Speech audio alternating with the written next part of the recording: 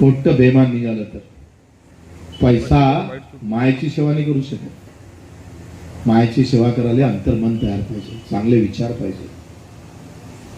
17.5 रुपयाची साडी देऊन त्या मेळघाटची बेइज्जती करून टाकली. 2 कोटीच्या गाडीत फिरायचं, 17.5 रुपयाची साडीमध्ये लोकांना गुलामीकडे नेण्याची व्यवस्था मित्र तोडून टाकावं लागेल, तोडावं लागेल. लाख बलिदान घ्यावं लागलं तरी चालेल. आमचं तर सगळं सुखात होतं राजकुमारजी, आम्ही सुखातच होतोय. फक्त निरोप काय होता, तटस्थ राहा, ना इधर ना उधर. पण सुखातली आम्ही दुखात नाही, कष्टात टाकण्याचं काम केलं, इमानदारीकडे जाण्याचं काम केलं.